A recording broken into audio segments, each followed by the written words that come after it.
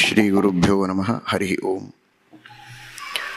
ನಾರಾಯಣಂ ಸುರಗುರುಂ ಜಗದೇಕನಾಥಂ ಭಕ್ತಪ್ರಿಯಂ ಸಕಲಲೋಕನಮಸ್ಕೃತಂಚ ತ್ರೈಗುಣ್ಯವರ್ಜಿತಮಜಂ ವಿಭುಮಾದ್ಯಮೀಶಂ ವಂದೇ ಭವಘ್ನಮರಾಸುರಸಿದ್ಧವಂದ್ಯಂ. ನಾರಾಯಣಂ ನಮಸ್ಕೃತ್ಯ ನರಂಚೈವ ನರೋತ್ತಮಂ ದೇವೀಂ ಸರಸ್ವತೀಂ ವ್ಯಾಸಂ ತತೋ ಜಯಮುದೀರಯೇತ್. ಧರ್ಮವಿಜ್ಞಾನವೈರಾಗ್ಯಪರಮೈಶ್ವರ್ಯಶಾಲಿನಃ ಆನಂದತೀರ್ಥಭಗವತ್ಪಾದಾನ್ ವಂದೇ ನಿರಂತರಂ. ಆನಂದತೀರ್ಥೋಪದಿಷ್ಟೋ ನಿಧಿರ್ನಾರಾಯಣಃ ಕ್ವಯಃ ಪ್ರದರ್ಶಿತೋ ಯೇನ ಸಮ್ಯಕ್ ಜಯತೀರ್ಥಂ ತಮಾಶ್ರಯೇ. ಸತ್ಯಾಭಿಜ್ಞಕರಾಬ್ಜೋತ್ಥಾನ್ ಪಂಚಾಶದ್ವರ್ಷಪೂಜಕಾನ್ ಸತ್ಯಪ್ರಮೋದತೀರ್ಥಾರ್ಯಾನ್ ನೌಮಿನ್ಯಾಯಸುಧಾರತಾನ್.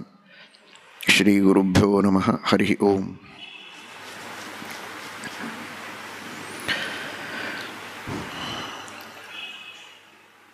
ದೇವರ ನಿಸ್ಸೀಮವಾದ ಸ್ವಾತಂತ್ರ್ಯವನ್ನು, ಅಚಿಂತ್ಯವಾದ ಅದ್ಭುತವಾದ ಭಗವಂತನ ಶಕ್ತಿಯನ್ನು ಸಕಲ ಜೀವರು, ಜೀವರ ಎಲ್ಲ ಕರ್ಮಗಳು, ಕರ್ಮಗಳ ಫಲ ಆದಂತಹ ಸುಖ ಅಥವಾ ದುಃಖ ಎಲ್ಲವೂ ಭಗವಂತನ ಅಧೀನವಾಗಿದೆ. ಅಂತಹ ಭಗವಂತನ ಸ್ವಾತಂತ್ರ್ಯವಿದ್ದಾಗಲೂ ತನ್ನ ಕರ್ತೃತ್ವವನ್ನು ಅನುಭವದಿಂದ ತಿಳಿದು ಅದಕ್ಕೆ ತಕ್ಕಂತೆ ಶಾಸ್ತ್ರಗಳ ವಿಧಿ ನಿಷೇಧಗಳನ್ನು ಪರಿಪಾಲನೆ ಮಾಡಿ ಭಗವಂತನ ಅನುಗ್ರಹದಿಂದ ಫಲವನ್ನು ಪಡೆಯಬೇಕು. ಭಗವಂತನ ಹೆಸರು ಹೇಳಿ ಧೃತರಾಷ್ಟ್ರನಂತೆ ಎಲ್ಲವೂ ದೇವರ ಕೈಯಲ್ಲಿದೆ, ನಾನೇನು ಮಾಡಲಿ ಅಂತ ಕೃಷ್ಣ ಹೇಳಿ ಕಳಿಸಿದ. ಪಾಂಡವರಿಗೆ ಸಲ್ಲಬೇಕಾದ ಭೂಮಿಯನ್ನು ಪಾಂಡವರಿಗೆ ಕೊಡು, ಅವರೂ ಸುಖವಾಗಿರಲಿ, ನಿನ್ನ ಮಕ್ಕಳು ಸುಖವಾಗಿರಲಿ, ಅವರಿಗೆ ಸಿಗಬೇಕಾದ ರಾಜ್ಯದ ಭಾಗವನ್ನು ಅವರಿಗೆ ಕೊಟ್ಟು ಬಿಡು ಅಂತ. ಆಗ ಧೃತರಾಷ್ಟ್ರ ಕೊಟ್ಟ ಉತ್ತರ ನೋಡಿ, ದೇವರ ಪರವಾಗಿ ಬೇರೆ ಯಾರೋ ಹೇಳಿ ಕಳಿಸಿದ್ದಲ್ಲ, ದೇವರೇ ಹೇಳಿದ ಮಾತಿಗೆ ಧೃತರಾಷ್ಟ್ರ ಉತ್ತರ ಕೊಡ್ತಾನೆ. ಎಲ್ಲವೂ ದೇವರ ಅಧೀನ, ದೇವರೇ ಅವತಾರ ಮಾಡಿದ್ದಾನಲ್ಲ ಕೃಷ್ಣನಾಗಿ, ಅವನು ನೋಡಿಕೊಳ್ತಾನೆ ನನ್ನ ಕೈಯಲ್ಲೇನಿದೆ ಅಂತ. ದೇವರ ಹೆಸರು ಹೇಳಿ ತನ್ನ ಸ್ವಾರ್ಥವನ್ನು ಮನಸ್ಸಿನಲ್ಲಿಟ್ಟುಕೊಂಡು ಸಾಧಿಸಿದಂತಹ ಧೃತರಾಷ್ಟ್ರ, ಕಣ್ಣು ಕಳೆದುಕೊಂಡ ಧೃತರಾಷ್ಟ್ರ ತನ್ನ ಮಕ್ಕಳನ್ನು ಕಳೆದುಕೊಂಡು ಅನೇಕ ದುಃಖಗಳನ್ನು ಎದುರಿಸುವ, ತಾಪಗಳನ್ನು ಅನುಭವಿಸುವ ಪ್ರಸಂಗ ಬಂತಲ್ಲ, ಅಂತಹ ಪ್ರಸಂಗ ಬಂದೀತು. ದೇವರ ಹೆಸರಿನಲ್ಲಿ ಮೋಸ ಮಾಡಿ ನಾವು ಕರ್ಮಗಳಿಂದ ಭ್ರಷ್ಟರಾದರೆ ಎಚ್ಚರ ಇರಬೇಕು ಅನ್ನುವ ಮಾತನ್ನು ಈ ದೈವವಾದ, ಹಠವಾದ ಅಥವಾ ಜೀವಕರ್ತೃತ್ವವಾದದಲ್ಲಿ ಮಹಾಭಾರತ ನಮಗೆ ತಿಳಿಸಿಕೊಟ್ಟಿದೆ. ಶ್ರೀಮದ್ ಆನಂದ ತೀರ್ಥ ಭಗವತ್ಪಾದಾಚಾರ್ಯರು ತಾತ್ಪರ್ಯ ನಿರ್ಣಯದಲ್ಲಿ ಅದನ್ನು ಚೆನ್ನಾಗಿ ವಿಶದಪಡಿಸಿದ್ದಾರೆ. ಈ ಹಿನ್ನೆಲೆಯಲ್ಲಿ ಆಲೋಚನೆ ಮಾಡುವಾಗ ಮುಂದೆ ಬರುವ ಪ್ರಶ್ನೆಗಳು, ನಾವೆಲ್ಲ ದೇವರನ್ನು ಭಜಿಸುವಾಗ ಶರಣಾಗತಿಯ ರೂಪದಲ್ಲಿ ಅವನು ದಯಾಸಾಗರ, ಕರುಣಾನಿಧಿ, ದಯಾನಿಧಿ, ದಯಾನಿಧೆ ದಯಾನಿಧೆ ದಯಾನಿಧೆ ದಯಾನಿಧೆ ನಮೋ ನಮೋ ನಮೋ ನಮೋ ನಮೋ ನಮೋ ನಮೋ ನಮಃ ಅಂತ ದೇವಶರ್ಮ, ವಾಯುದೇವರ ಶಿಷ್ಯ ಶ್ರೀನಿವಾಸ ದೇವರನ್ನು ಸ್ತೋತ್ರ ಮಾಡಿದ್ದನ್ನು ಕೇಳ್ತೀರಲ್ಲ. ಇದು ಒಂದು ಕಡೆಗಲ್ಲ, ಅನೇಕ ಇತಿಹಾಸ ಗ್ರಂಥಗಳಲ್ಲಿ, ಪುರಾಣ ಗ್ರಂಥಗಳಲ್ಲಿ, ಸ್ತೋತ್ರ ಸಾಹಿತ್ಯದಲ್ಲಿ ಭಗವಂತನನ್ನು ಕರುಣಾಸಾಗರ ಎಂಬುದಾಗಿ ವರ್ಣನೆ ಮಾಡುವುದುಂಟು. ಕರುಣಾಪೂರ್ಣ ವರಪ್ರದ ಚರಿತಂ ಜ್ಞಾಪಯ ಮೇತೆ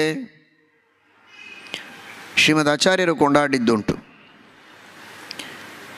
ಆದರೆ ಈ ಕರ್ಮ ಸಿದ್ಧಾಂತವನ್ನು ಯಾವಾಗ ಅನುಶಾಸನ ಪರ್ವದಲ್ಲಿ ನೀವು ಕೇಳ್ತೀರಾ, ವಿಶೇಷವಾಗಿ ಉಮಾಮಹೇಶ್ವರ ಸಂವಾದದಲ್ಲಿ ಅಥವಾ ಕರ್ಮವಿಪಾಕ ಗ್ರಂಥದಲ್ಲಿ, ಅಲ್ಲಿಯೂ ಉಮಾಮಹೇಶ್ವರ ಸಂವಾದವೇ ಇರೋದು ಕರ್ಮವಿಪಾಕದಲ್ಲಿ, ಭಾಗವತಾದಿ ಗ್ರಂಥಗಳು, ಇವುಗಳೆಲ್ಲವನ್ನು ನೋಡಿದರೆ ನಾವು ಮಾಡಿದ ಕರ್ಮಗಳಿಗೆ ತಕ್ಕಂತೆ ಭಗವಂತ ಫಲ ಕೊಡುವವನು ಅಂತನ್ನುವ ಮಾತು ಸ್ಪಷ್ಟವಾಗಿ ನಮಗೆ ತಿಳಿದು ಬರುತ್ತೆ. ಕರ್ಮಗಳಿಗೆ ತಕ್ಕಂತೆ ಫಲವನ್ನು ಭಗವಂತ ಕೊಡುವವನಾದರೆ ಅವನ ಕಾರುಣ್ಯ ಏನು ಅನ್ನುವ ಪ್ರಶ್ನೆ ಬರ್ತದೆ. ವ್ಯಕ್ತಿ ತಾನು ದುಡಿದು ಸಂಬಳವನ್ನು ಗಳಿಸ್ತಾನೆ, ದುಡಿತಕ್ಕೆ ತಕ್ಕಂತೆ ಸಂಬಳ, ದುಡಿದದ್ದಕ್ಕೆ ಅವನಿಗೆ ಲಾಭ, ಲಾಭವಾದದ್ದಕ್ಕೆ ನಮಗೆ ಸಂಬಳ. ಕಾರುಣ್ಯ ಅಂತ ಯಾರು ಹೇಳುವುದಿಲ್ಲ. ಹೊಟ್ಟೆಗಿಲ್ಲದೆ ಅಲದಾಡುವ ವ್ಯಕ್ತಿಯನ್ನು ಕರೆದು ಮನೆಯಲ್ಲಿ ಆಶ್ರಯ ನೀಡಿ ಅವನಿಗೆ ಆತಿಥ್ಯ ಮಾಡಿ ಅವಕಾಶವನ್ನು ಕಲ್ಪಿಸಿಕೊಟ್ಟು ಅಕಾಮಡೇಷನ್ ಕೊಟ್ಟು ಅನ್ನ ಆಹಾರಗಳನ್ನು ಕೊಟ್ಟು ಬಟ್ಟೆಯನ್ನು ಕೊಟ್ಟು ಯೋಗಕ್ಷೇಮ ನೋಡಿಕೊಂಡ್ರೆ ದಯೆ, ಕಾರುಣ್ಯ.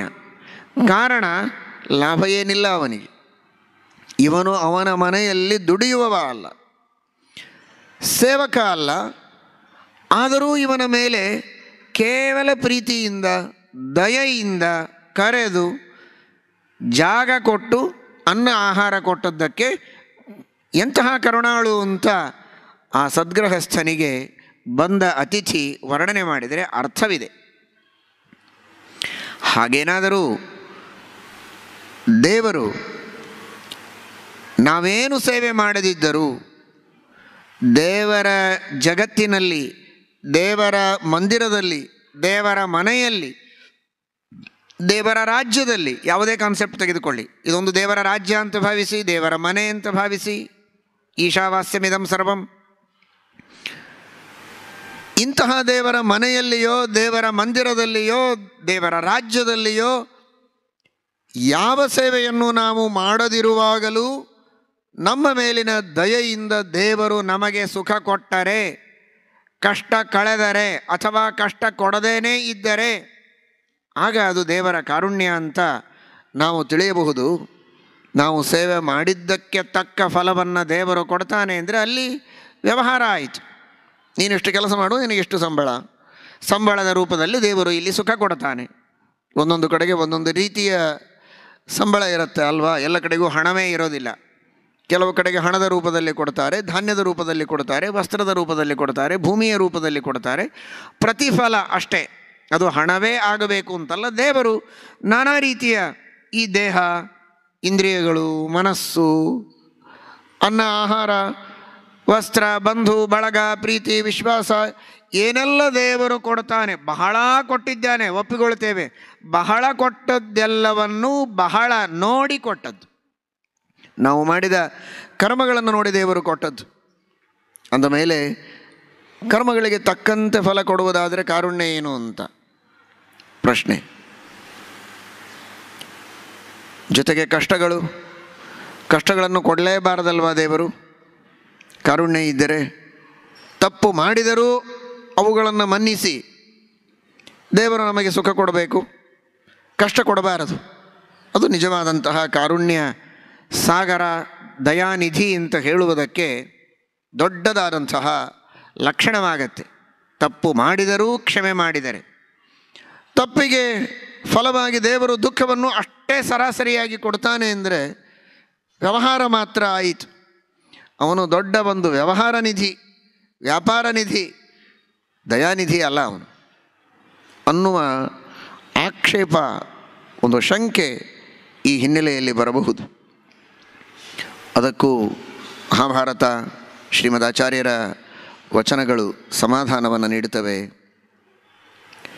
ಹಾಗೆ ತಿಳಿಯಬೇಡಿ.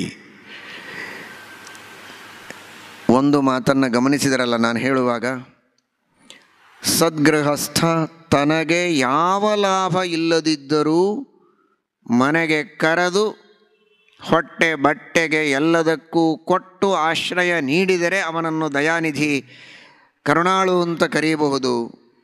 ಲಾಭಕ್ಕಾಗಿ ಮಾಡಿದರೆ ಕರುಣಾಳು ಅಂತ ಹೇಳೋ ಹಾಗಿಲ್ಲ ಅಂತ. ಅದೇ ಮಾತನ್ನು ಗಟ್ಟಿಯಾಗಿ ಇಟ್ಟುಕೊಳ್ಳಿ, ಅದನ್ನೇ ನಂಬಿ ಇದೇ ನಿಜವಾದ ಸಿದ್ಧಾಂತ, ನಮ್ಮ ದೇವರು ಹಾಗೇ ಅನ್ನುವುದನ್ನು ತಿಳಿಯಿರಿ. ಕರ್ಮಗಳನ್ನು ಮಾಡಿದ್ದಕ್ಕೆ ಮತ್ತೆ ಫಲ ಕೊಡ್ತಾನಲ್ಲ, ದುಡಿಸಿಕೊಂಡನಲ್ಲ ಅಂತ ಅಲ್ಲಿಯೇ ತಪ್ಪು ತಿಳುವಳಿಕೆ ಇದೆ. ದುಡಿಸಿಕೊಂಡ ಅಂದರೆ ದುಡಿಸಿದ, ದುಡಿಸಿಕೊಂಡ ಅಲ್ಲ, ದುಡಿಸಿದ ಅಷ್ಟೇ. ವ್ಯತ್ಯಾಸ ಏನು? ದುಡಿಸಿಕೊಂಡ ಅನ್ನುವುದರೊಳಗೆ ದುಡಿಸಿಕೊಂಡದ್ದಕ್ಕೆ ತನಗೇನೋ ಲಾಭ ಇದೆ ಎನ್ನುವ ಅಂಶ ಸೂಚಿತವಾಗುತ್ತೆ. ಕೆಲಸ ಮಾಡಿಸಿಕೊಂಡ್ರು ಅಂದರೆ ನಾವು ಅವರ ಮನೆಯಲ್ಲಿ ದುಡಿದದ್ದಕ್ಕೆ ಅವರಿಗೆ ಲಾಭ ಇದೆ. ಕಸ ಗುಡಿಸಿದೆವು, ಅವರ ಮನೆ ಸ್ವಚ್ಛ ಆಯಿತು.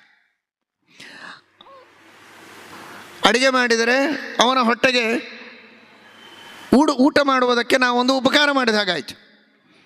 ಹೀಗೆ ನಮ್ಮಿಂದ ದುಡಿಸಿಕೊಂಡು ಸಂಬಳ ಕೊಡೋದು ಅಂದರೆ ದುಡಿಸಿಕೊಂಡ ವ್ಯಕ್ತಿಗೆ ನಮ್ಮ ದುಡಿತದಿಂದ ಲಾಭವಿದೆ ಅಂತ ಅರ್ಥ. ಆಗ ದುಡಿಸಿಕೊಳ್ಳೋದು. ದೇವರು ನಮ್ಮನ್ನು ದುಡಿಸಿಕೊಳ್ಳೋದು ಅಂದರೆ ದುಡಿಸಿಕೊಳ್ಳೋದಿಲ್ಲ, ಅವನಿಗೆ ಲಾಭವೇ ಇಲ್ಲ. ದುಡಿಯಿರಿ ಅಂತ ಹೇಳ್ತಾನಷ್ಟೇ, ಲಾಭ ನಮಗೆ ಇದೆ, ದುಡಿದುಕೊಳ್ಳಿ ಅಂತಾನೆ. ಅವನು ದುಡಿಸಿಕೊಳ್ಳೋದಿಲ್ಲ, ನೀವು ದುಡಿದುಕೊಳ್ಳಿ ಅಂತಾನೆ. ಅಂದರೆ ದುಡಿಯೋದು ನೀವೇ, ದುಡಿಯೋದರಿಂದ ಆಗೋ ಲಾಭವೂ ನಿಮಗೆ ಎನ್ನುವ ಅರ್ಥದಲ್ಲಿ ನೀವು ದುಡಿದುಕೊಳ್ಳಿ, ಲಾಭ ಅನುಭವಿಸಿ ಅಂತ ಹೇಳ್ತಾನೆ ಹೊರತು ತಾನು ನಮ್ಮ ದುಡಿತದಿಂದ ಲಾಭ ಮಾಡಿಕೊಂಡು ನಮಗೆ ಫಲ ಕೊಡುವವಲ್ಲ. ಹೀಗಾಗಿ ದೇವರು ಅಪಾರವಾದ ಕಾರುಣ್ಯ ಸಾಗರ. ಎಂತಹ ಅದ್ಭುತವಾದ ಭಗವಂತನ ಕಾರುಣ್ಯವನ್ನು ವರ್ಣನೆ ಮಾಡ್ತಾರೆ ಶ್ರೀಮದ್ ಭಾಗವತವನ್ನು ನೋಡಿ. ಯತ್ರ ತ್ರಿಸರ್ಗೋ ಮೃಷ, ಮೊನ್ನೆನೇ ಕೇಳಿದಿರಲ್ಲ, ಇಷ್ಟು ದೊಡ್ಡ ವಿಶ್ವವನ್ನು ನಿರ್ಮಾಣ ಮಾಡಿದಂತಹ ಭಗವಂತ ಒಂದು ಸಣ್ಣ ಲಾಭ ಜಗತ್ತಿನ ಸೃಷ್ಟಿ ಮಾಡಿದ್ದಕ್ಕೆ, ನಿರ್ಮಾಣ ಮಾಡಿದ್ದಕ್ಕೆ, ಜೀವರಾಶಿಗಳನ್ನು ಪ್ರಚೋದನೆ ಮಾಡುವುದಕ್ಕೆ ಒಂದೇ ಒಂದು ಲಾಭ.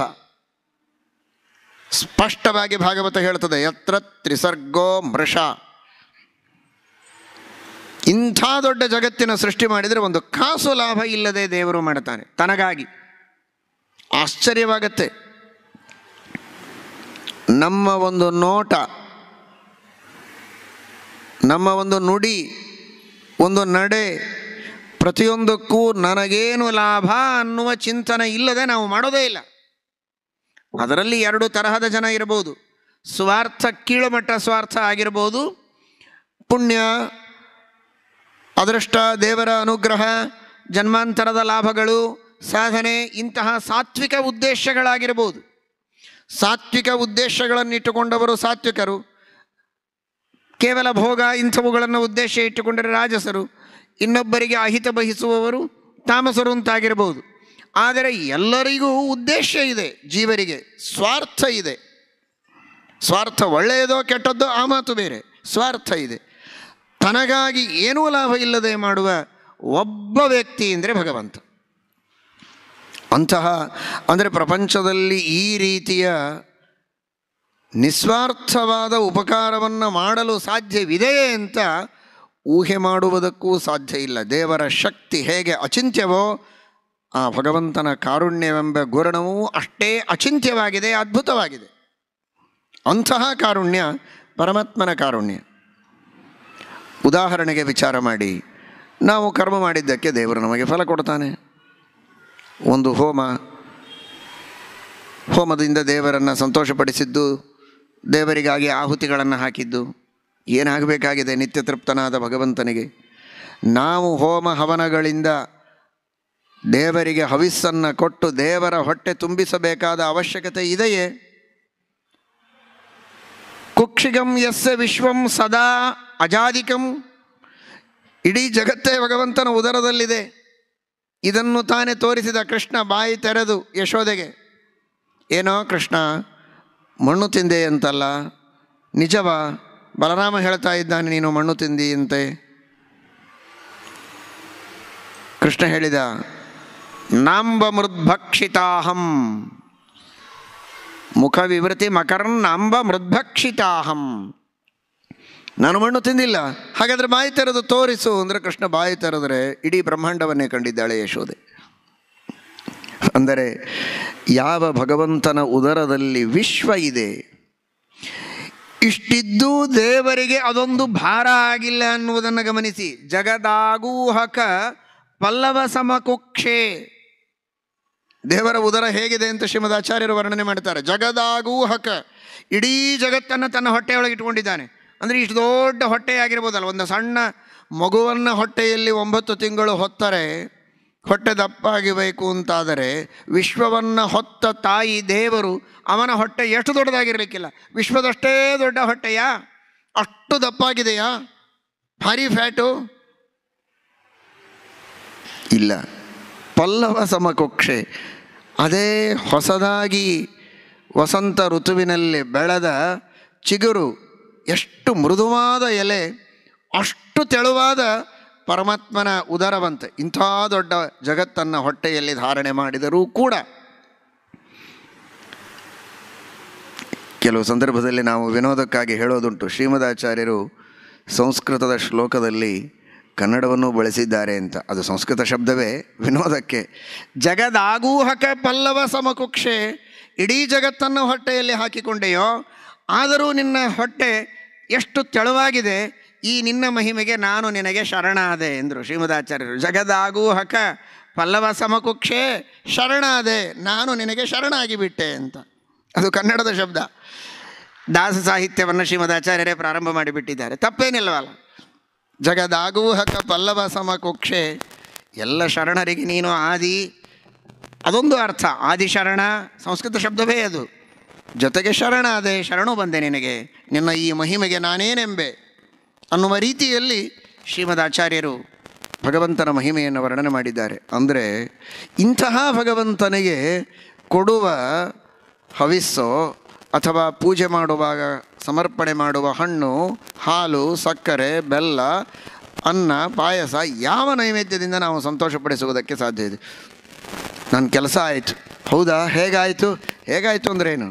ಅದಕ್ಕೆಲ್ಲ ಏನು ಬೇಕೋ ಅಷ್ಟು ವ್ಯವಸ್ಥೆ ಮಾಡ್ಕೊಂಡಿದ್ವಿ, ಸರಿಯಾಗಿ ಚೆನ್ನಾಗಿ ದೇವರಿಗೆ ಏನೇನು ನೈವೇದ್ಯ ಮಾಡಬೇಕೋ ಮಾಡಿ ಕೃಷ್ಣನಿಗೆ ಹೊಟ್ಟೆ ತುಂಬ ಊಟಕ್ಕೆ ಹಾಕಿ ಅವನನ್ನು ಸಂತೋಷಪಡಿಸಿ ಅವನಿಂದ ಕೆಲಸ ಮಾಡಿಸಿಕೊಂಡ್ವಿ ಎನ್ನುವ ರೀತಿಯಲ್ಲಿ ಶಬ್ದಗಳ ಧಾಟಿ ಬೇರೆ ರೀತಿಯಲ್ಲಿ ಬಂದಿದ್ದರೂ ಕೂಡ ಭಾವನೆ ಅನೇಕರ ಮನಸ್ಸಿನಲ್ಲಿ ಹೀಗಿರುತ್ತೆ. ನಾನು ಮಾಡಿದೆ ಯಜ್ಞ, ಫಲ ಸಿಕ್ತು. ನಾನು ಪೂಜೆ ಮಾಡಿದೆ, ಪ್ರದಕ್ಷಿಣೆ ಮಾಡಿದೆ, ಸೇವೆ ಮಾಡಿದೆ, ಹರಕೆ ಬೇಡ್ಕೊಂಡಿದ್ದೆ, ಅದನ್ನು ಪೂರ್ಣ ಮಾಡಿದೆ.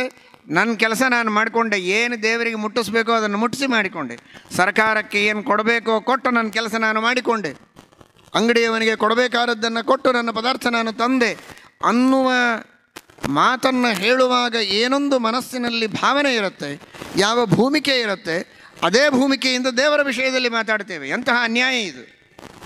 ಏನಾಗಬೇಕಾಗಿದೆ ದೇವರಿಗೆ? ಜಗತ್ತನ್ನು ಹೊಟ್ಟೆಯಲ್ಲಿ ತುಂಬಿಕೊಂಡ ಆ ಭಗವಂತನಿಗೆ ಏನು ಕೊಟ್ಟು ಹೊಟ್ಟೆ ತುಂಬಿಸುವುದಕ್ಕೆ ಸಾಧ್ಯ? ಅವನಿಗೆ ಹಸಿವು ಇದೆ ಎಲ್ಲಿ?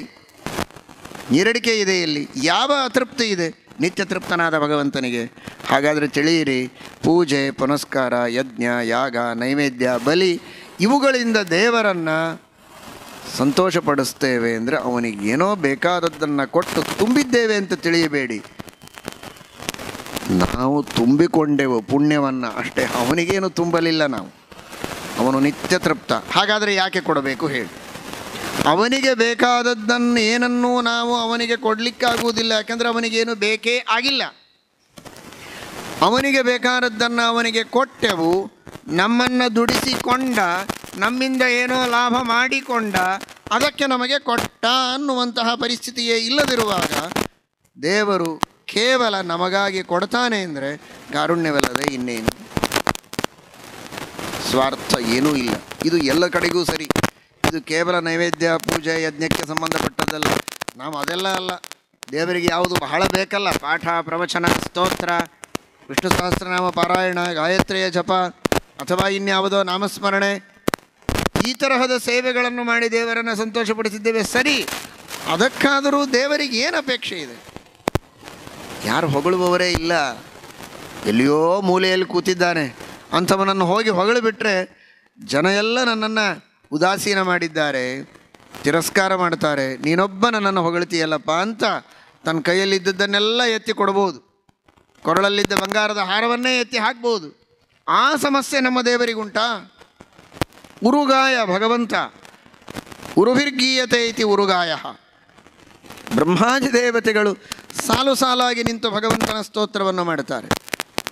ಅನಂತ ವೇದಗಳು ಭಗವಂತನ ಸ್ತುತಿಗಾಗಿ ನಿಂತಿವೆ.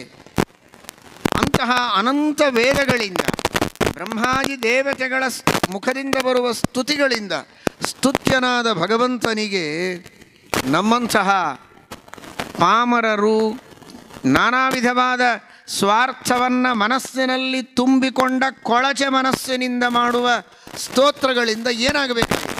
ಆರಾಧಿತ ಯೋ ಬ್ರಹ್ಮಾದ್ಯೈ ಭಕ್ತಿ ಜ್ಞಾನ ದಯಾದಿಭಿ ಕಿಂ ತಸ್ಯ ಕಾಮುಕ ಜನೈ ಕೃತಯ ಪರಿಚರ್ಯೆಯ.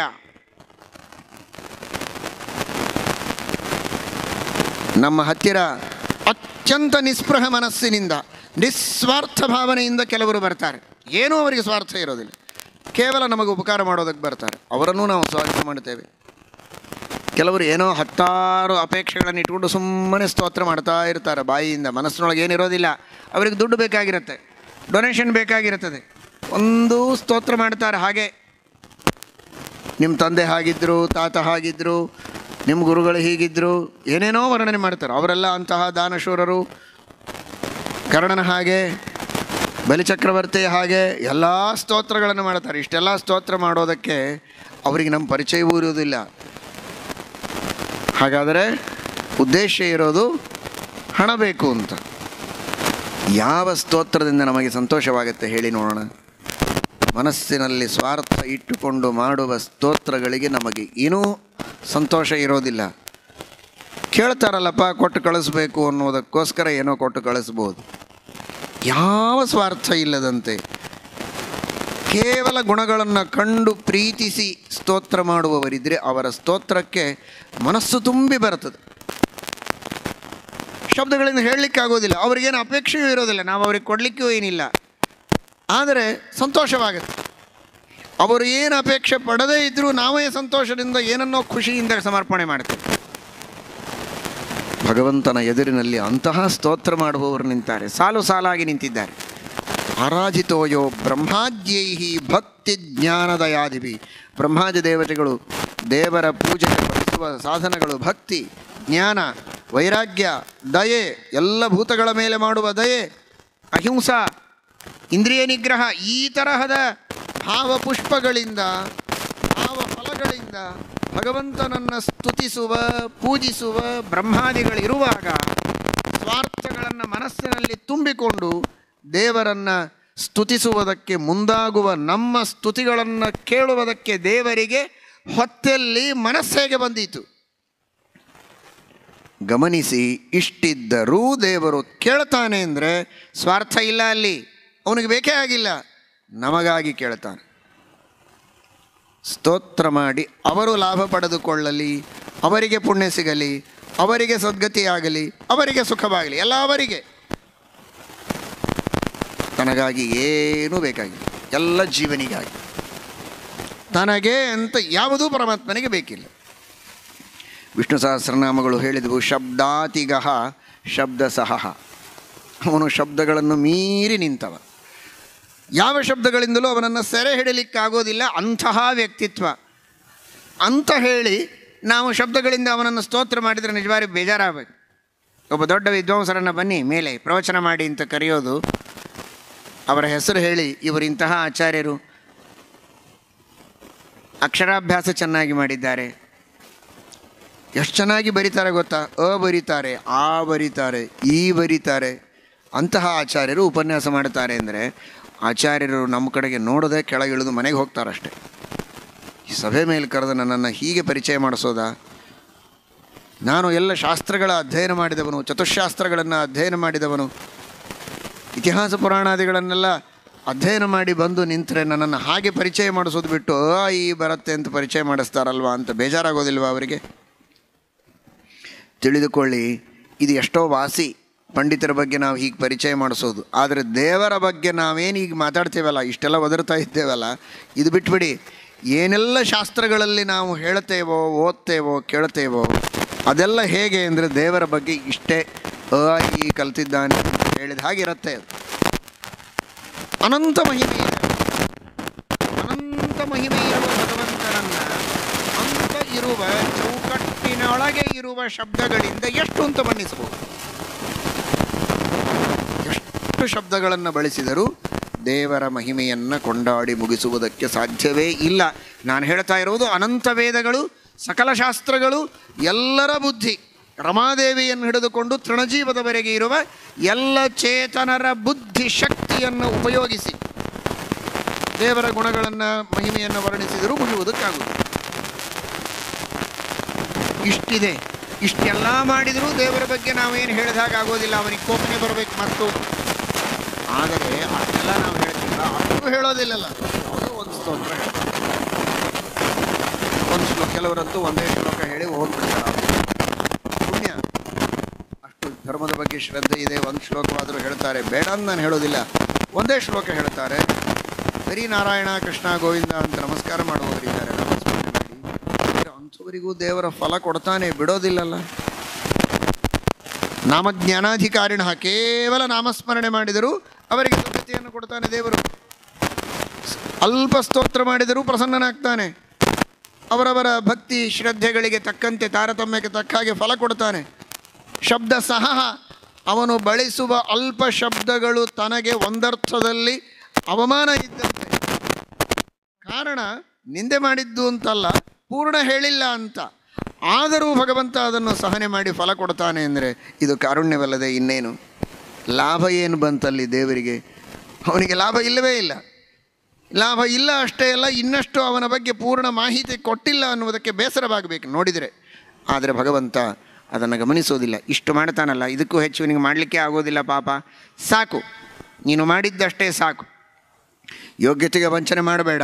ನಿನ್ನ ಯೋಗ್ಯತೆಗೆ ಎಷ್ಟು ಸಾಧ್ಯ ಇದೆ ಅಷ್ಟು ನೀನು ಪ್ರಯತ್ನ ಮಾಡಿ ಸ್ತೋತ್ರ ಮಾಡು, ಸೇವೆ ಮಾಡು, ನಾನು ಅನುಗ್ರಹ ಮಾಡ್ತೇನೆ ಅಂತ. ಮನೋದೋಷ ಇರಬಾರದು ಅಂತಾರೆ ಶ್ರೀಮದಾಚಾರ್ಯರು. ಏಕಾದಶ ಸ್ಕಂಧದಲ್ಲಿ ಮನೋದೋಷ ಇರಬಾರದು ಅನ್ನೋದಕ್ಕೆ ಆಚಾರ್ಯರು ವ್ಯಾಖ್ಯಾನ ಮಾಡ್ತಾರೆ. ಶಕ್ತಸ್ಯ ಅಶಕ್ತವತ್ ಕರ್ಮ ಮನೋದೋಷ ಇತೀರಿತ. ಹಿಂದೆಲ್ಲ ಅನೇಕ ಲಿಸ್ಟುಗಳನ್ನು ಹೇಳ್ತಾ ಕೊನೆಯದಾಗಿ ಶಕ್ತಸ್ಯ ಅಶಕ್ತವತ್ ಕರ್ಮ. ಶಕ್ತಿ ಇರ್ತದೆ, ಆದರೂ ತನಗೆ ಶಕ್ತಿ ಇಲ್ಲದವರಂತೆ ಸೋಗು ಹಾಕಿದರೆ ಅದು ಮನೋದೋಷವಂತೆ. ಅಂತಹ ಮನೋದೋಷ ಇದ್ದರೆ ಫಲ ಕೊಡೋದಿಲ್ಲ ದೇವರು. ಮೋಸಗೀಸ ಎಲ್ಲ ದೇವರೆದುರಿಗೆ ಮಾಡಬಾರ್ದು.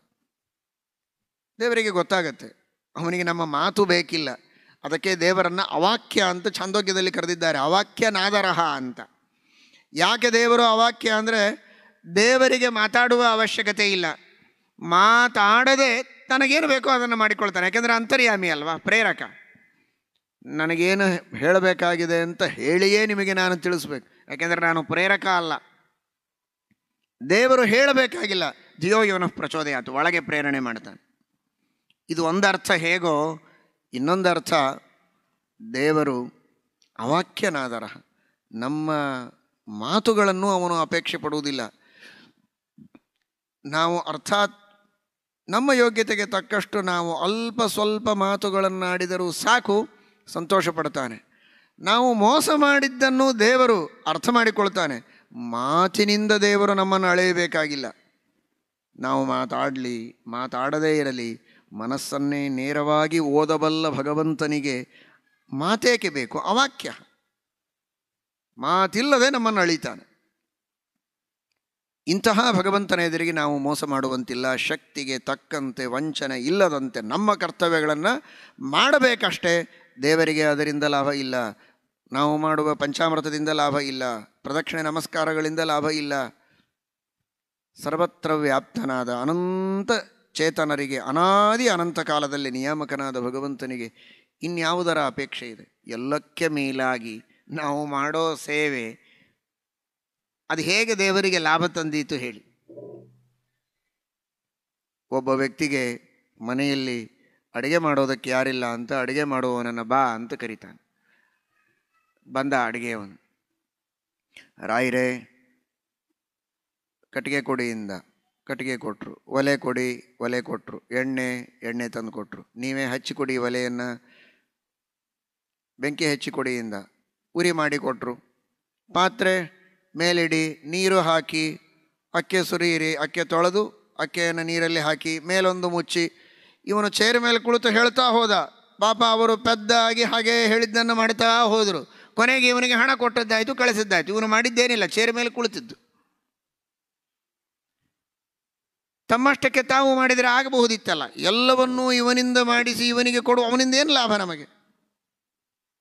ಪುಣ್ಯ ಹೀಗೀಗೆ ಮಾಡಿ ಅಂತಾದರೂ ಹೇಳಿದನಲ್ಲ, ಅದಕ್ಕೆ ಅವನು ಹಣ ತಗೊಂಡಿದ್ದಾನೆ ಅಂತ ಅನ್ಬೋದು. ಅದೂ ಇಲ್ಲ. ಏನೇನು ಮಾಡಬೇಕು ಹೇಳಿ ನೋಡೋಣ ಅಂತ ಅದನ್ನು ಇವರಿಗೆ ಕೇಳಿದರೆ ಆಗ ಏನು ಬಂತು ಹೇಳಿ?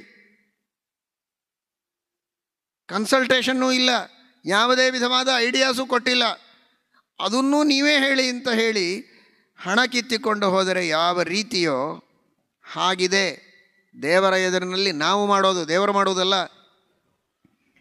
ದೇವರೇ ನಿನಗೆ ಸೇವೆ ಮಾಡೋದಕ್ಕೆ ಬಂದಿದ್ದೇವೆ, ಬಾ ಅಪ್ಪ. ಏನು ಸೇವೆ ಮಾಡ್ತೀಯ?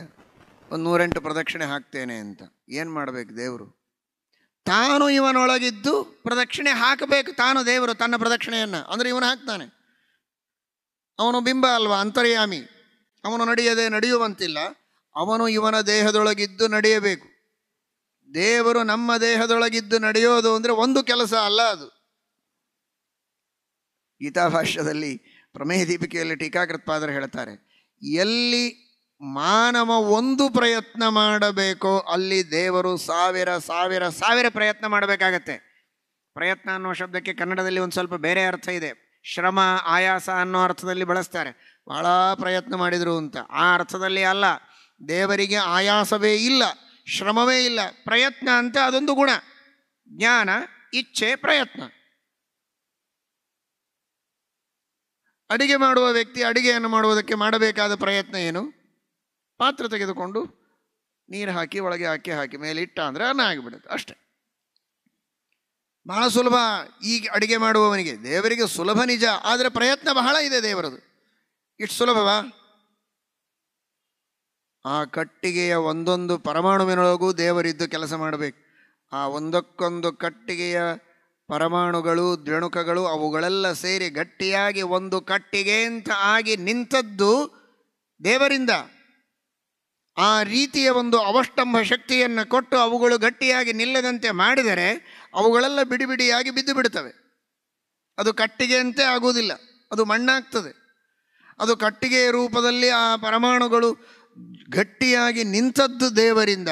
ಅಂದರೆ ದೇವರು ಒಂದೊಂದು ಪರಮಾಣುವಿನೊಳಗೂ ನಿಂತು ಎಳೆದು ನಿಲ್ಲಬೇಕು. ಅವನ ಕೆಲಸ ಎಷ್ಟಾಯಿತು ನೋಡಿ. ಇದೆಲ್ಲ ಅಡುಗೆಯವನ ಕೆಲಸನ ಇದು?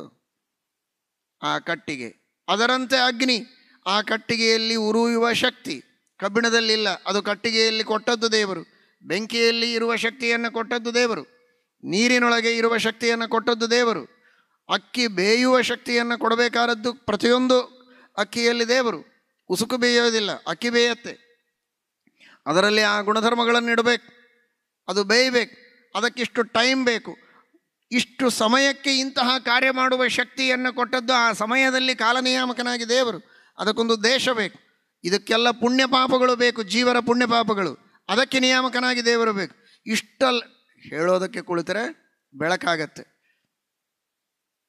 ಒಂದು ಅನ್ನ ಅಂತನ್ನುವುದರ ಬಗ್ಗೆ ಈ ಅನ್ನಬ್ರಹ್ಮನ ಸನ್ನಿಧಾನದಲ್ಲಿ ಹೇಳ್ತಾ ಕುಳಿತರೆ ಎಷ್ಟು ರಾತ್ರಿಗಳು ಕಳೆದಾವೋ ಗೊತ್ತಿಲ್ಲ ನಮ್ಮಂತಹ ಮದಡ ಬುದ್ಧಿ ಇದ್ದ ಪಾಮರರಿಗೆ. ಇನ್ನು ಜ್ಞಾನಿಗಳು ಕುಳಿತರೆ ಇನ್ನೆಷ್ಟು ಹೇಳ್ತಾರೋ. ಇಷ್ಟು ಪ್ರಯತ್ನ ಇದೆ ದೇವರದು. ಒಂದು ಅನ್ನದ ಹಿನ್ನೆಲೆಯಲ್ಲಿ ಅನ್ನಬ್ರಹ್ಮನ ಸನ್ನಿಧಾನದಲ್ಲಿ ಬಂದು ನೀವೆಲ್ಲ ಅನ್ನದ ಪ್ರಸಾದವನ್ನು, ಮಹಾಪ್ರಸಾದವನ್ನು ಸ್ವೀಕಾರ ಮಾಡಿ ಹೋಗ್ತೀರಾ. ಶ್ರೀಕೃಷ್ಣ ಪರಮಾತ್ಮನ ಅನುಗ್ರಹ ಒಂದೊಂದು ಅನ್ನದ ಕಣದಲ್ಲಿ ಎಷ್ಟಿದೆ ಅಂತ ಚಿಂತನೆ ಮಾಡಿ. ಇಷ್ಟು ಅನುಗ್ರಹವನ್ನು ಮಾಡಿ ದೇವರು ಒಂದು ಅನ್ನ ಮಾಡಿಸ್ತಾನೆ. ಅನ್ನ ನೈವೇದ್ಯವನ್ನು ದೇವರಿಗೆ ನಾವು ಮಾಡಿದೆವು ಅಂತ ದೊಡ್ಡಸ್ತಿಕೆಯನ್ನು ಹೇಳ್ಕೊಳ್ತೇವೆ. ನಾವೇನು ಮಾಡಿದ್ದು? ಹಾಗಾದರೆ ಹೆಚ್ಚು ಮಾಡಿದ್ದು ಅಂದರೆ ಅನಂತ ಮಾಡಿದ್ದು ದೇವರು. ಗಣನೆಗೆ ಬಾರದ ಸೇವೆ ನಮ್ಮದು, ಅದೂ ದೇವರೇ ಒಳಗೆ ನಿಂತು ಮಾಡಿಸಿದ್ದು. ಹೀಗಿರುವಾಗ ನಾವು ದೇವರಿಗೆ ಸೇವೆ ಮಾಡಿ ದೇವರಿಂದ ಪಡೆಯುತ್ತೇವೆ ಅಂತನ್ನುವ ಮಾತು ಎಲ್ಲಿ ಬಂತು? ದೇವರೇ ತಾನು ಮಾಡಿಸಿ ನಮಗೆ ಫಲವನ್ನು ಕೊಡುವಂತಹ ಅಪಾರವಾದ ಕಾರುಣ್ಯವನ್ನು ನಮ್ಮ ಮೇಲೆ ತೋರ್ತಾನೆ ಎನ್ನುವುದನ್ನು ನಾವು ತಿಳಿಯಲೇಬೇಕು. ಹೇಳಬೇಕಾದದ್ದು ಬಹಳ ಇದೆ. ದುಃಖ ಕೊಡ್ತಾನೆ ಅಂತ ದೇವರಿಗೆ ಕಾರುಣ್ಯ ಇಲ್ಲ ಅಂತನಬೇಡಿ. ಅನುಶಾಸನ ಪರ್ವದಲ್ಲಿ ರುದ್ರದೇವರು ಉಮಾದೇವಿಗೆ ಹೇಳುತ್ತಾರೆ, ಕೇಳಿದರೆ ನೀವು ಒಬ್ಬ ವ್ಯಕ್ತಿಗೆ ಶಾಸನ ಮಾಡಿದರೆ ಇನ್ನು 10 ಜನ ಪಾಠ ಕಲಿಯುತ್ತಾರೆ, ನಾವು ಈ ತಪ್ಪು ಮಾಡಬಾರದು ಅಂತ. ಅದು ಜೀವರ ಹಿತಕ್ಕೆ. ಮಗ ತಪ್ಪು ಮಾಡಿದಾಗ ತಂದೆ ಹೊಡೆಯೋದು ಕೇಳಿದಿರಲ್ಲ ಇದೇ ಉಪನ್ಯಾಸ ಮಾಲಿಕೆಯಲ್ಲಿ. ಅದು ಒಳ್ಳೆಯದು, ಅವನನ್ನು ತಿದ್ದೋದಕ್ಕೆ, ದ್ವೇಷದಿಂದ ಅಲ್ಲ, ಅದು ಅವನನ್ನು ತಿದ್ದೋದಕ್ಕೆ. ಕೆಲವ್ರನ್ನ ತಿದ್ದಲಿಕ್ಕಾಗೋದಿಲ್ಲ, ಆದರೆ ಅವರನ್ನು ಹೊಡೆದ್ರೆ ಇನ್ನು 10 ಜನ ಒಳ್ಳೆಯವರು ಕಲಿತಾರೆ ಅಂತ ಅವರು ತಿದ್ದುಕೊಳ್ತಾರೆ. ಕೆಲವರು ದುರ್ಜನರಿರ್ತಾರೆ, ಹೊಡೆದ್ರೂ ನಾಚಿಕೆ ಇರೋದಿಲ್ಲ ಅವ್ರಿಗೆ. ಅಂಥವರನ್ನು ಹೊಡೆಯೋದು ಯಾಕೆ ಅಂದರೆ ಬೇರೆಯವರಿಗೆ ಬುದ್ಧಿ ಬರಲಿ ಅಂತ. ಆ ರೀತಿ ಪರಮಾತ್ಮ ಜೀವರಿಗೆ ಕಷ್ಟ ಕೊಡುವುದರ ಒಂದು ಕಥೆ ಹೇಳ್ತಾರೆ. 3 ಜನ ಒಂದೇ ತಪ್ಪು ಮಾಡಿದರು, ಕಳ್ಳತನ. ರಾಜ ಕರೆದ, ಒಬ್ಬನಿಗೆ ಏನೋ ಈ ಥರ ಮಾಡಬೇಕಾ ಕಳ್ಳತನ ಅಂತಂದ, ಅಷ್ಟೇ. ಅವನು ಹೋಗ್ಬಿಟ್ಟ ಮನೆಗೆ. ಇನ್ನೊಬ್ಬನನ್ನು ಸ್ವಲ್ಪ ಜೋರಾಗಿ ಬೈದು ಅವನನ್ನು ಜೈಲಿಗೆ ಹಾಕ್ರಿ ಅಂತ ಹೇಳಿದ. 3ನೇದವನಿಗೆ ಬೈದ, ಚೆನ್ನಾಗಿ ಹೊಡೆಸಿದ, ಬಟ್ಟೆ ಎಲ್ಲ ಬಿಚ್ಚಿಸಿದ, ಕತ್ತೆಯ ಮೇಲೆ ಕೂಡಿಸಿ, ತಲೆ ಬೋಳಿಸಿ, ಊರೆಲ್ಲ ಮೆರವಣಿಗೆ ಮಾಡಿಸಿ, ಊರಿನ ಜನ ಎಲ್ಲ ಅವನ ಮೇಲೆ ಚೀಥೂ ಮಾಡಬೇಕು ಅಂತ ಆಜ್ಞೆ ಮಾಡಿ ಕಟ್ಟು ಕಳಿಸಿದ. ಜನ ಕೇಳಿದರು, 3 ಜನ ಸೇರಿ ಕಳ್ಳತನ ಮಾಡಿದ್ದಾರೆ, ಒಂದೇ ಕಳ್ಳತನ, ಒಂದೇ ಅಪರಾಧ, ಶಿಕ್ಷೆ ವಿಚಿತ್ರ ಆಯ್ತಲ್ಲ ಅಂತ. ನೀವು ನೋಡ್ಕೊಂಡು ಬನ್ನಿ ಇಂದ. ಏನೋ ಹೀಗೆ ಮಾಡಿದೆಯಲ್ಲ ಅಂತ ಹೇಳಿದ್ನಲ್ಲ ಒಬ್ಬನಿಗೆ, ಅವನು ನೇರ ಮನೆಗೆ ಹೋಗಿ ಬಾವಿಗೆ ಬಿದ್ದಿದ್ದ. ಅವನು ಸಭೆಯ ಮಧ್ಯದಲ್ಲಿ ಹೀಗೆ ಮಾಡಬೇಕಾ ನೀನು ಅಂತ ಇಷ್ಟು ಅಂದದ್ದೇ ಅವನಿಗೆ ಅಷ್ಟು ಅವಮಾನ ಆಗಿ ಹೋಗಿತ್ತು. ಅದಕ್ಕೆ ರಾಜ ಅಂದ, ಅರ್ಥ ಆಯ್ತಲ್ಲ, ನಾನು ಯಾಕೆ ಅವನಿಗೆ ಶಿಕ್ಷೆ ಕೊಡಬೇಕು? ಅವನಿಗೆ ಅಷ್ಟು ಅಂದದ್ದೇ ಮನಸ್ಸಿಗೆ ನೋವಾಗಿದೆ, ಅವನು ಇನ್ನೆಂದೂ ಆ ತಪ್ಪು ಮಾಡುವುದಿಲ್ಲ, ಅಂತಹ ದೊಡ್ಡ ಶಿಕ್ಷೆಯನ್ನು ತಾನೇ ತೆಗೆದುಕೊಂಡಿದ್ದಾನು. ಅಂತಹ ಒಳ್ಳೆಯ ಮನಸ್ಸು, ಸಹವಾಸ ದೋಷದಿಂದ ತಪ್ಪು ಮಾಡಿದ್ದು. ಇನ್ನು 2ನೇದವನು, ಅವನಿಗೆ ಇನ್ನೂ ಕಳ್ಳತನ ಮಾಡಿದ್ದರ ಆ ತಪ್ಪಿನ ಅರಿವಾಗಿಲ್ಲ, ಏನಾದರೂ ಮಾಡಿ ತಪ್ಪಿಸಿಕೊಳ್ಳಬೇಕು ಅನ್ನುವ ಪ್ರಯತ್ನದೊಳಗಿದ್ದಾನೆ. ಅವನನ್ನು ನೋಡಿ ಅವನು ಇನ್ನೂ ತಪ್ಪಿಸಿಕೊಂಡು ಹೋಗುವ ಪ್ರಯತ್ನದಲ್ಲಿದ್ದಾನೆ, ಪಶ್ಚಾತ್ತಾಪ ಆಗಿಲ್ಲ ಅಂತ. ಈ 3ನೇದವ ಉಗುಳ್ತಾ ಇದ್ದಾರೆ, ಚೀಥು ಮಾಡ್ತಾ ಇದ್ದಾರೆ, ಕತ್ತೆಯ ಮೇಲೆ ಮೆರವಣಿಗೆ. ಅವನ ಮನೆ ಮುಂದೆನೇ ಬಂತು ಮೆರವಣಿಗೆ.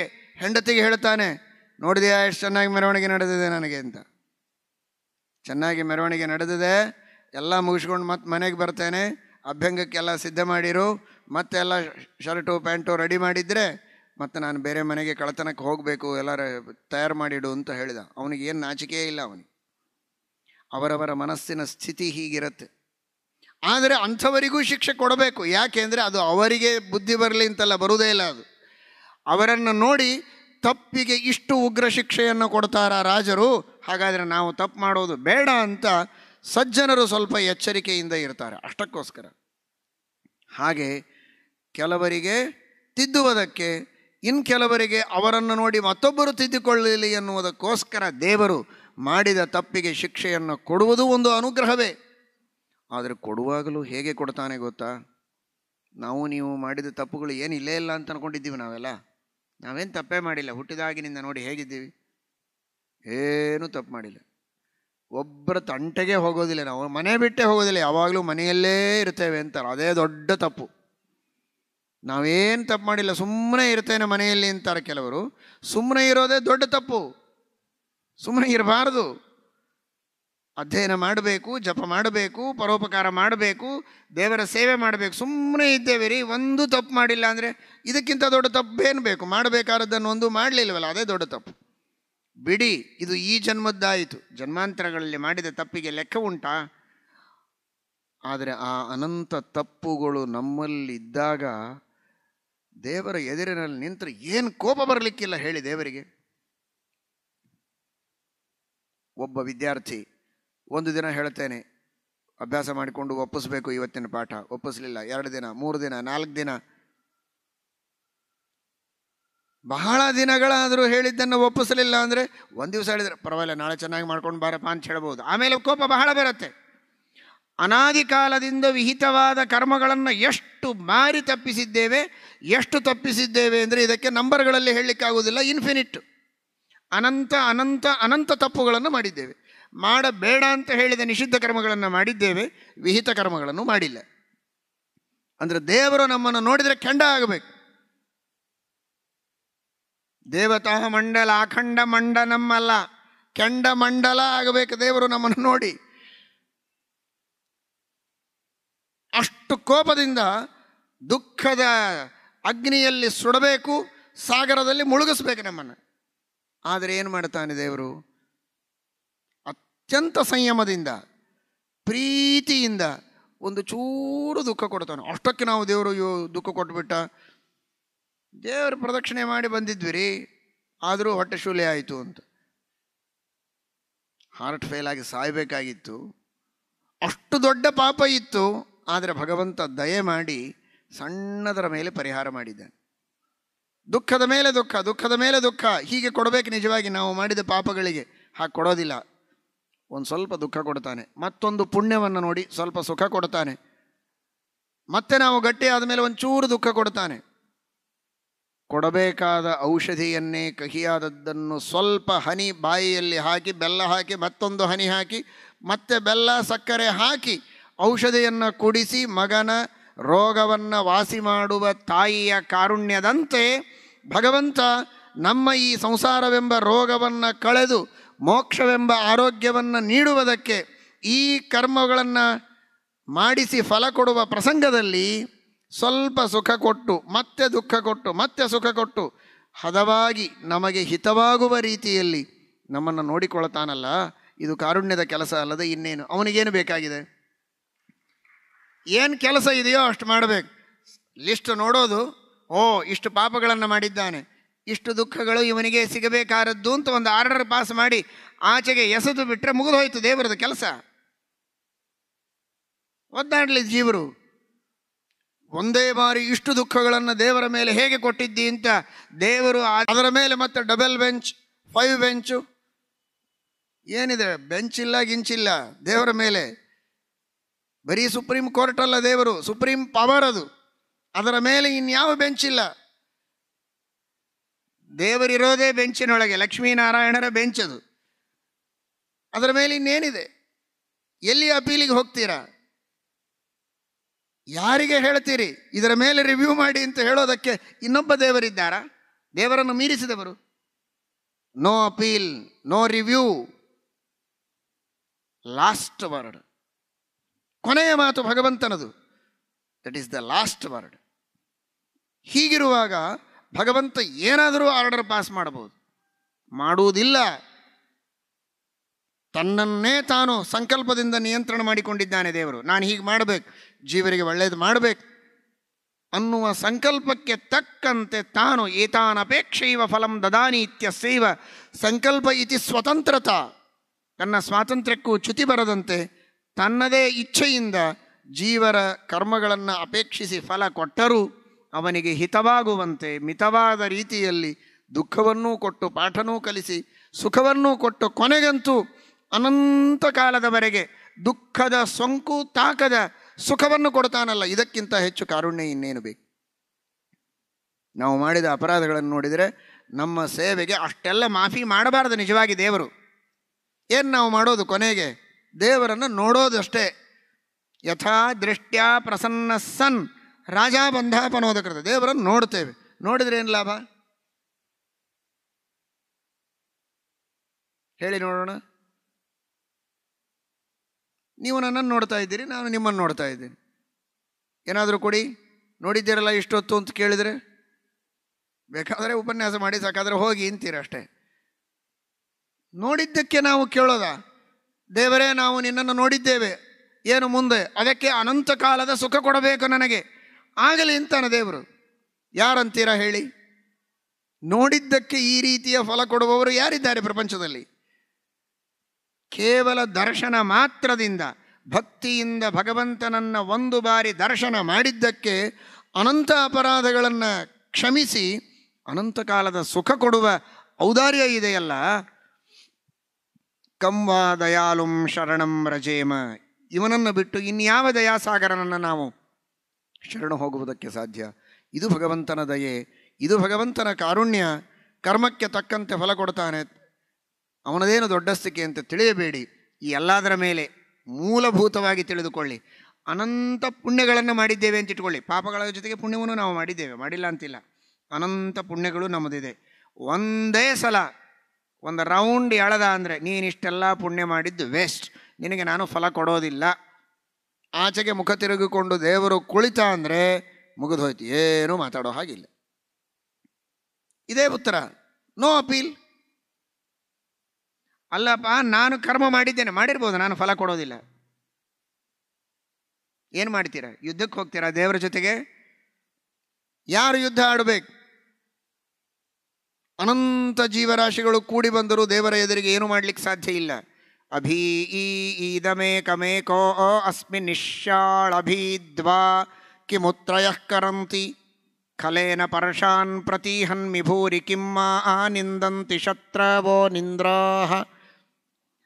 ಒರಳಿನಲ್ಲಿ ಹಾಕಿ ಕುಟ್ಟಿ ಬಿಡ್ತೇನೆ ಧಾನ್ಯ ಕುಟ್ಟಿದ ಹಾಗೆ ಅಂತ ದೇವರೇ ಹೇಳಿಕೊಳ್ತಾನೆ. ವೈಕುಂಠ ಇಂದ್ರ ದೇವತೆ, ವೈಕುಂಠ ಇಂದ್ರ ಹೇಳ್ತಾನೆ, ಭಗವಂತ ಅನಂತ ಜಗತ್ತುಗಳು ಕೂಡಿ ಬಂದರೂ ಕುಟ್ಟಿ ಎಸೆಯುವ ಶಕ್ತಿ ನನಗಿದೆ, ನನ್ನ ವಿರೋಧ ಮಾಡಬೇಡಿ ಎನ್ನುವ ಚೇತಾವನೆಯನ್ನು ಕೊಟ್ಟಿದ್ದಾನೆ ಪರಮಾತ್ಮ ಋಗ್ವೇದದಲ್ಲಿ. ಶ್ರೀಮದ್ ಆಚಾರ್ಯರು ಭಾಗವತ ತಾತ್ಪರ್ಯದಲ್ಲಿ ಉದಾಹರಣೆ ಮಾಡ್ತಾರೆ ಈ ಮಂತ್ರವನ್ನು. ಶ್ರೀಮನ್ ನ್ಯಾಯಸುಧೆಯಲ್ಲಿಯೂ ಟೀಕಾಕೃತ್ಪಾದರು ಉದಾಹರಣೆ ಮಾಡ್ತಾರೆ. ಹಾಗಾದರೆ ಅನಂತ ಜೀವರಾಶಿಗಳನ್ನು ಸುಲಭವಾಗಿ ಕುಟ್ಟಿ ಎಸೆಯುವ ಅಪಾರ ಶಕ್ತಿ ಇರುವ ದೇವರ ವಿರೋಧ ಮಾಡುವವರು ಯಾರು? ಯಾವ ವಿರೋಧ ಮಾಡಲಿಕ್ಕೆ ಸಾಧ್ಯವಿಲ್ಲದಿದ್ದರೂ, ತನ್ನ ಇಚ್ಛೆಗೆ ಬಂದಂತೆ ಎಲ್ಲವನ್ನು ಮೀರಿ ನಿಲ್ಲುವ ಶಕ್ತಿ ಇದ್ದರೂ ನಿಲ್ಲುವುದಿಲ್ಲ. ಅವರವರ ಕರ್ಮಕ್ಕೆ ತಕ್ಕ ಹಾಗೆ ಫಲ ಕೊಡ್ತಾನೆ ಅಂದರೆ ಕಾರುಣ್ಯ ಬಿಟ್ಟರೆ ಇನ್ನೇನೂ ಇಲ್ಲ ಇದರ ಹಿನ್ನೆಲೆಯಲ್ಲಿ. ಇಂತಹ ಅಪಾರ ಕಾರುಣ್ಯ ಸಾಗರನಾದ ಭಗವಂತ ನಾವು ಮಾಡಿದ್ದಕ್ಕೆ ಕೊಡ್ತಾನೆ, ಅವನದೇನು ದೊಡ್ಡ ಕಾರುಣ್ಯ ಅಂತನ್ನುವ ಮಾತಿಲ್ಲ. ದಯಾಸಾಗರನೇ ಭಗವಂತ. ಅವನ ದಯೆಯನ್ನು ತಿಳಿದು ಅಂತಹ ದಯಾಸಾಗರನಾದ ಪರಮಾತ್ಮನ ದಯೆಯನ್ನು ಪಡೆದುಕೊಳ್ಳುವುದಕ್ಕೆ ನಮಗೆ ವಿಹಿತವಾದ ಕರ್ಮಗಳನ್ನು ಭಕ್ತಿ ಶ್ರದ್ಧೆಗಳಿಂದ ಶಾಸ್ತ್ರೋಕ್ತವಾದ ರೀತಿಯಲ್ಲಿ ಮಾಡಿ ಆ ಪರಮಾತ್ಮನ ಕೃಪೆಯನ್ನು, ಶ್ರೀಕೃಷ್ಣ ಪರಮಾತ್ಮನ ಶ್ರೀ ಮೂಲರಾಮ ದಿಗ್ವಿಜಯರಾಮದೇವರ ಅನುಗ್ರಹವನ್ನು ನಾವೆಲ್ಲ ಪಡೆಯಬೇಕು, ಪಡೆಯೋಣ ಅಂತ ಹೇಳ್ತಾ ಶ್ರೀಕೃಷ್ಣಾರ್ಪಣಮಸ್ತು. ಉತ್ತರಾದಿ ಮಠಾಧೀಶರು ಅನುಶಾಸನದ ಪ್ರವಚನವನ್ನು ಒಂದು ಭಾಗವನ್ನು ನಮಗೆ ನಡೆಸಿಕೊಟ್ಟಿದ್ದಾರೆ. ಮಹಾಭಾರತವನ್ನು ನಿಮಿತ್ತವಾಗಿ ಇಟ್ಟುಕೊಂಡು ಅಲ್ಲಿರ್ತಕ್ಕಂತಹ ಚಿಂತನೆಗಳು ನಮ್ಮ ಜೀವನದ ಉದ್ದಕ್ಕೆ ನೆನಪಿಟ್ಟುಕೊಳ್ಳಬೇಕಾದ್ದು, ಅದು ಮರೆಯಲಿಕ್ಕಾಗದೇ ಇರತಕ್ಕ ಸಂದೇಶಗಳನ್ನು ನಮಗೆ ನೀಡಿದ್ದಾರೆ. 7 ದಿವಸಗಳಲ್ಲಿ ನಮ್ಮನ್ನು ಎಬ್ಬಿಸಿ ಬಿಟ್ಟಿದ್ದಾರೆ. ಅದು ಮನಸ್ಸು ಜಾಗೃತವಾಗುವ ಹಾಗೆ ಮಾಡಿದ್ದಾರೆ. ನಮ್ಮಲ್ಲಿ ಬರತಕ್ಕಂತಹ ಗೊಂದಲಗಳು ಅಂದರೆ ಈ ಕರ್ಮದ ಗೊಂದಲಗಳು, ದೇವರನ್ನು ಯಾಕೆ ಒಪ್ಪಬೇಕು ಅನ್ನತಕ್ಕಂತಹ ಚಿಂತನೆ, ನಿರೀಶ್ವರವಾದ, ಕರ್ಮವಾದ, ಅದು ನಮ್ಮ ಹಿಂದೂಗಳ, ನಮ್ಮ ಈ ದೇಶದ ಸನಾತನ ಸಂಸ್ಕೃತಿಯ ಒಂದು ಅಸಾಧಾರಣ ಧರ್ಮ. ಜನ್ಮಾಂತರವನ್ನು ಒಪ್ಪದೇ ಇದ್ದವರಿದ್ದಾರೆ, ಜನ್ಮಾಂತರದ ಕರ್ಮವನ್ನು ಒಪ್ಪದೇ ಇದ್ದವರಿರ್ತಾರೆ. ಆದರೆ ಅಲ್ಲಿ ವೇದಾಂತ ಪರ್ಯವಸಾನ ಆಗುವುದಿಲ್ಲ. ಕರ್ಮದ ದೊಡ್ಡ ಸರಪಳಿ ಇದೆ. ಆ ಕರ್ಮ ನಮ್ಮ ಮೇಲೆ ಹೇಗೆ ಕೆಲಸ ಮಾಡ್ತದೆ ಅನ್ನೋದನ್ನು ನಮ್ಮ ಉತ್ತರಾದಿ ಮಠಾಧೀಶರು 7 ದಿವಸಗಳಲ್ಲಿ ಮನ ಮುಟ್ಟುವ ಹಾಗೆ ಸಮರ್ಥನೆ ಮಾಡಿ ಬಹಳ ಸುಂದರವಾಗಿ ನಮ್ಮ ಹೃದಯ ಮಂದಿರದಲ್ಲಿ ಅದನ್ನು ಸ್ಥಾಪನೆ ಮಾಡಿದ್ದಾರೆ. ಜನ್ಮಾಂತರದಲ್ಲಿ ಮಾಡಿದ ಒಳ್ಳೆಯ ಸತ್ಕರ್ಮ ಇದ್ದದ್ದಕ್ಕೇ ನಾವು ರಾಜಾಂಗಣದಲ್ಲಿ 7 ದಿನ ಇಂತಹ ಪ್ರವಚನವನ್ನು ಕೇಳಲಿಕ್ಕೆ ಸಾಧ್ಯವಾಯಿತು. ನಿರೀಶ್ವರವಾದ ದೊಡ್ಡ ವಾದ. ಒಂದು ಕಡೆಯಲ್ಲಿ ಬುದ್ಧಿಜೀವಿಗಳು ದೇವರೇ ಇಲ್ಲ ಅಂತ ವಾದ ಮಾಡ್ತಾ ಬರ್ತಾರೆ. ಅದು ಒಂದು ಕಿವಿಯಲ್ಲಿ ನಾವು ಕೇಳ್ತಾ ಇರ್ತೇವೆ, ಹೌದಾ ಅಲ್ವಾ, ದೇವರಿದ್ದಾರಾ ಇಲ್ವಾ ಅಂತ ಗೊಂದಲ ಬರ್ತದೆ. ಇಂತಹ ವಾದಗಳಿಗೆ ಅದು ಎಷ್ಟು ವರ್ಷ ನಾವು ಕೇಳಿದ್ರೂ ದೇವರ ನಿರೀಶ್ವರವಾದ ಸತ್ಯಾತ್ಮತೀರ್ಥ ಶ್ರೀಪಾದಂಗಳವರ ಈ ಪ್ರವಚನದ ಮೂಲಕ ದೇವರನ್ನು ಒಪ್ಪಲೇಬೇಕು. ಇವತ್ತು ವೈಜ್ಞಾನಿಕ ಯುಗ, ದೇವರನ್ನು ಒಪ್ಪಬೇಕಾ ಅಂತ ಕೇಳುವವರಿದ್ದಾರೆ. ವೈಜ್ಞಾನಿಕ ಯುಗದಲ್ಲಿ ಇವತ್ತಿನ ವಿಜ್ಞಾನವನ್ನು, ಇವತ್ತಿನ ಸೈನ್ಸನ್ನು, ಇವತ್ತು ಮಾಡರ್ನ್ ಸೈನ್ಸನ್ನು ನಮ್ಮ ಮುಂದಿಟ್ಟು ಆ ಸೈನ್ಸ್ ಒಪ್ಪುವ ರೀತಿಯಲ್ಲಿ ದೇವರನ್ನು ಸಮರ್ಥನೆ ಮಾಡುವ ಅವರ ಸರಣಿ ಬಹಳ ಅದ್ಭುತವಾದ ಸರಣಿ. ದೇವರನ್ನು ಗಟ್ಟಿಯಾಗಿ ನಮ್ಮಲ್ಲಿ ಪಡೆಯಚ್ಚು ಅದು ಮೂಡಿಸಿದ್ದಾರೆ. ಒಂದು ಕಡೆಯಲ್ಲಿ ನಾವೇನು ಮಾಡೋದು ಬೇಡ, ಶ್ರಮನೇ ಬೇಡ, ಪ್ರಯತ್ನನೇ ಬೇಡ, ದೇವರೇ ಎಲ್ಲ ಮಾಡಿಸ್ತಾನೆ ಅಂತ ದೇವರನ್ನು ಒಪ್ಪಿ ದೇವರನ್ನು ಸುಮ್ಮನೆ ಕೂಡಿಸುವ ಕಾರ್ಯಕ್ರಮ. ನಾವೇನು ಮಾಡೋದು ಬೇಡ ಅಂತ ಸೋಮಾರಿಗಳಾಗಬೇಕು ಅನ್ನುವ ಚಿಂತನೆ. ಅದಕ್ಕೆ ಹಾಗಿಲ್ಲ. ನಾವು ಮಾಡಬೇಕಾದ್ದು ದೇವರೇ ಎಲ್ಲವನ್ನು ಮಾಡಿಸುವುದಾಗಿದ್ದರೂ ನಮ್ಮ ಅನುಭವ ಸಿದ್ಧವಾದಂತಹ ಆ ಪ್ರಯತ್ನ ಮಾಡಬೇಕಾದ್ದು, ಸಾಧನೆ ನಾವು ಮಾಡಬೇಕಾದ್ದು ಅನ್ನುವ ಆ ಚಿಂತನೆ ತರ್ಕಬದ್ಧವಾದಂತಹ ಮನಸ್ಸಲ್ಲಿ ಮುಟ್ಟುವ ರೀತಿಯಲ್ಲಿ ಪ್ರವಚನ ನಮ್ಮ ಸ್ವಾಮಿಗಳವರು ನಡೆಸಿಕೊಟ್ಟಿದ್ದಾರೆ. 7 ದಿವಸದ ಈ ಪ್ರವಚನ ಕನ್ನಡದಲ್ಲಿ 7 ಅಂತಂದರೆ ಕೂತವನನ್ನು ಎದ್ದು ದೇವ ಕಾರ್ಯದಲ್ಲಿ ತೊಡಗಿಸ್ತಕ್ಕಂತಹ ಪ್ರವಚನ ಸತ್ಯಾತ್ಮತೀರ್ಥ ಶ್ರೀಪಾದರಿಂದ 7 ದಿವಸ ಕೃಷ್ಣನ ಸನ್ನಿಧಾನದಲ್ಲಿ ಆಚಾರ್ಯರ ಮೂಲಕ ಸಮರ್ಪಣೆ ಮಾಡಿದ್ದಾರೆ. ನಮ್ಮ ಸ್ವಾಮಿಗಳು 7 ದಿವಸ ಇಲ್ಲಿ ಉಡುಪಿಯಲ್ಲಿ ಕೂತಿರ್ತಾರೆ ಅಂತಂದರೆ ದೊಡ್ಡ ಆಶ್ಚರ್ಯ. ಅವರು ಒಂದು ಕಡೆ ಕೂಡಿಸ್ಲಿಕ್ಕಾಗುವುದಿಲ್ಲ. ಅದು ಕೃಷ್ಣನ ಮೇಲೆ ಪ್ರೀತಿಯಿಂದ ಆಚಾರ್ಯರ ಮೇಲೆ ಭಕ್ತಿಯಿಂದ, ವಿಶೇಷವಾಗಿ ರಾಜಾಂಗಣದ ಮೇಲಿನ ಕೃಪೆಯಿಂದ ನಮಗೆ 7 ದಿವಸವನ್ನು ನಮಗೆ ಕೊಟ್ಟ ಸ್ವಾಮಿಗಳವರಿಗೆ ಈ ರಾಜಾಂಗಣ ಅವರಿಗೆ ಋಣಿಯಾಗಿದೆ ಅಂತ ಹೇಳ್ತಾ 7 ದಿವಸವನ್ನು ಕೊಟ್ಟಿದ್ದಾರೆ ಅನುಶಾಸನ ಪರ್ವ. ಮತ್ತೆ ಅನುಶಾಸನ ಪರ್ವಕ್ಕೆ ರಾಜಾಂಗಣ ಕಾದಿದೆ ಅಂತ ಹೇಳ್ತಾ ಸ್ವಾಮಿಗಳವರ ಆ ದಿನ ಅವರು ಯಾವಾಗ ಕೊಡ್ತಾರೆ, ರಾಜಾಂಗಣ ಕಿವಿಯರಳಿಸಿ ಕೂತಿದೆ ಅಂತ ಹೇಳ್ತಾ ಸ್ವಾಮಿಗಳ ಈ ಹೃದಯವಂತಿಕೆಗೆ, ಈ ಸೌಜನ್ಯಕ್ಕೆ ನಾವು ಕೃಷ್ಣನಲ್ಲಿ, ಆಚಾರ್ಯರಲ್ಲಿ ವಿಶೇಷವಾಗಿ ಪ್ರಾರ್ಥನೆ ಮಾಡ್ತಾ ಇದ್ದೇವೆ. ಮತ್ತೊಮ್ಮೆ ಸ್ವಾಮಿಗಳು ರಾಜಾಂಗಣವನ್ನು ಅಲಂಕರಿಸಬೇಕು ಅಂತ.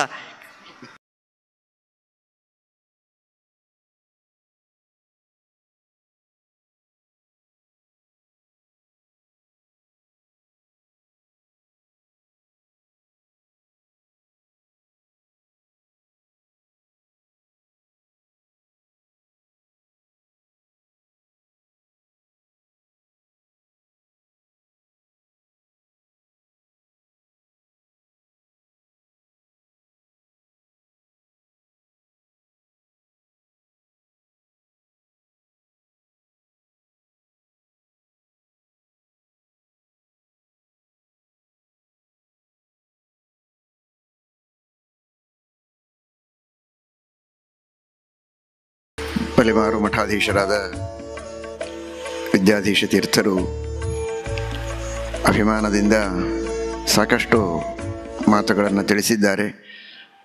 ಅವರ ಹೃದಯ ವೈಶಾಲ್ಯ, ಅವರ ಅಭಿಮಾನ ಮಾತ್ರ ಅದರಲ್ಲಿ ಮುಖ್ಯವೇ ಹೊರತು ನಮ್ಮಲ್ಲಿ ಯಾವುದೇ ತರಹದ ಗುಣಗಳಿಲ್ಲ.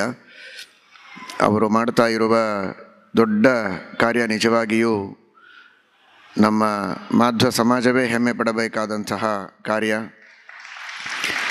ಶ್ರೀಕೃಷ್ಣ ಪರಮಾತ್ಮನಿಗೆ ಸುವರ್ಣದ ಗೋಪುರ. ಇಷ್ಟು ದಿವಸ ನಾವು ತಿಳಿದಿದ್ದು ಕೇವಲ ಬಂಗಾರದ ಗೋಪುರ ಮಾಡ್ತಾ ಇದ್ದಾರೆ ಅಂತ. ಇಲ್ಲಿ ಬಂದ ಮೇಲೆ ನೋಡಿದಾಗ ಗೊತ್ತಾದದ್ದು ಬರೀ ಸಾಮಾನ್ಯ ಬಂಗಾರದ ಗೋಪುರ ಅಲ್ಲ, ನಿಜವಾದ ಸುವರ್ಣ ಶ್ರೀಮದಾಚಾರ್ಯರ ಸರ್ವಮೂಲ ಗ್ರಂಥಗಳ ಕೆತ್ತನೆಯನ್ನೂ ಮಾಡಿಸಿ, ತಗಡಿನ ಮೇಲೆ ಮಾತ್ರ ಕೆತ್ತನೆಯಲ್ಲ, ಇಲ್ಲಿ ಬರುವ ಎಲ್ಲ ಭಕ್ತರ ಮನಸ್ಸಿನೊಳಗೂ ಶ್ರೀಮದಾಚಾರ್ಯರ ಸಿದ್ಧಾಂತದ ಕೆತ್ತನೆಯನ್ನು ಮಾಡಿಸಿ, ಆ ಗೋಪುರದಲ್ಲಿಯೂ ಸುವರ್ಣ ಶ್ರೀಮದಾಚಾರ್ಯರ ವಚನಗಳನ್ನು ತುಂಬಿ ಸುವರ್ಣ ಗೋಪುರ ಮಾಡಿಸ್ತಾ ಇರುವುದು ಇದೊಂದು ಐತಿಹಾಸಿಕವಾದ ಕಾರ್ಯ. ನಿರಂತರ ಹರಿಭಜನೆ, ವೇದ ಪಠನ, ಶಾಸ್ತ್ರಗಳ ಪ್ರವಚನಗಳು, ಸ್ವಯಂ ಬಿಡುವಿಲ್ಲದ ಕಾರ್ಯಕ್ರಮದಲ್ಲಿ ನಿರಂತರ ಪಾಠ ಪ್ರವಚನ, ಇವುಗಳ ಮೂಲಕ ಎಲ್ಲವನ್ನೂ ಸುವರ್ಣಮಯವಾಗಿ ಮಾಡಿದ್ದಾರೆ. ಅವರ ಪರ್ಯಾಯವನ್ನು ರಾಜಾಂಗಣವೂ ಸುವರ್ಣಮಯ, ಗೋಪುರ ಸುವರ್ಣ, ಎಲ್ಲರ ಮನಸ್ಸಿನಲ್ಲಿಯೂ ಸುವರ್ಣ. ಅವರು ನಿತ್ಯದಲ್ಲಿ ಸುವರ್ಣಗಳ ಪಾಠ ಪ್ರವಚನಗಳನ್ನು ಮಾಡಿ ಸುವರ್ಣಮಯ ಐತಿಹಾಸಿಕ ಪರ್ಯಾಯವನ್ನು ಮಾಡಿದಂತಹ ಒಂದು ಕೀರ್ತಿ ವಿದ್ಯಾಧೀಶ ತೀರ್ಥರಿಗೆ ಇದೆ.